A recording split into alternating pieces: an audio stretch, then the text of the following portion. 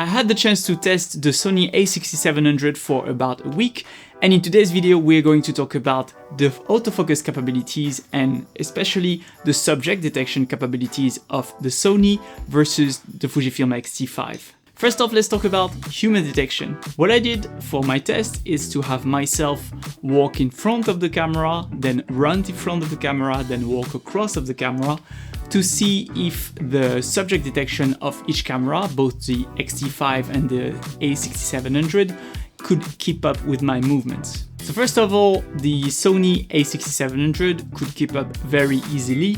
You could tell that it could stick to the subject very quick and no problem at all. I would say though that once I would get very far from the camera itself, the subject detection would kind of lose me. So I don't know if that's a setting that I needed to play with a bit more. I did not have a huge amount of time to test it, but in my test that's what I observed.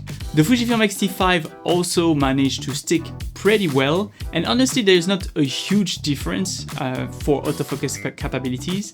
The Sony a6700 seems to stick a little bit better than the X-T5 though, so this is something that you want to keep in mind if you're trying to choose between both. Now moving on to the train and the car detection, I focused mostly on train for this test, and the reason is that it is something that is much easier to predict and to just replicate for the tests.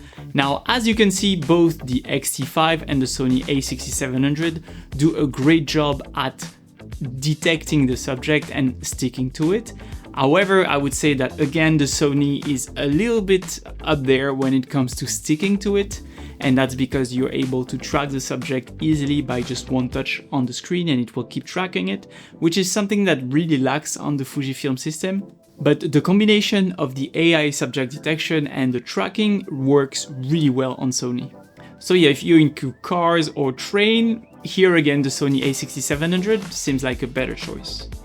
Now if we move on to planes recognition, in my test what I saw is that actually the Sony a6700 has better result for planes. It's able to detect and stick to the plane much better than the Fujifilm X-T5, which kind of seemed to lose the subject at one point. So if that's your cup of tea, the Sony a6700 is actually a better bet. I've also tested animal recognition, this time working mostly with dogs. And here again, the Fujifilm X-T5 and the Sony a6700 are both very comparables in terms of animal recognition. If you look at how well the camera sticks to the subject, well, in both cases they seem to stick pretty well. Again, the edge is a little bit towards the Sony camera, but overall the Fujifilm X-T5 also does a pretty good job.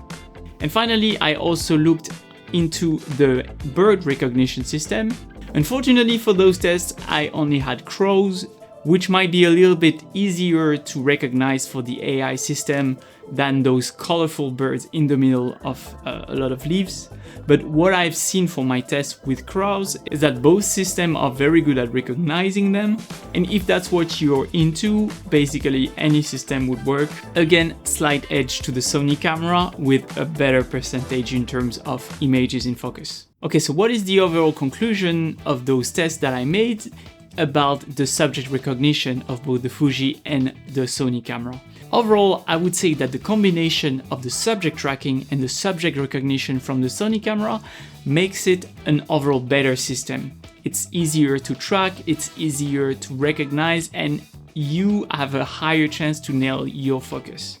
However, this is not to say that the Fujifilm X-T5 is completely unusable.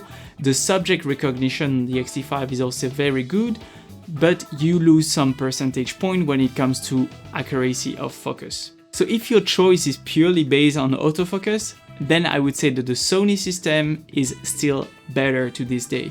However, autofocus is most likely not the only thing that you want to consider between those two cameras, so make sure you subscribe so that you don't miss the full comparison. Thank you for watching today's video, and I'll see you in the next one.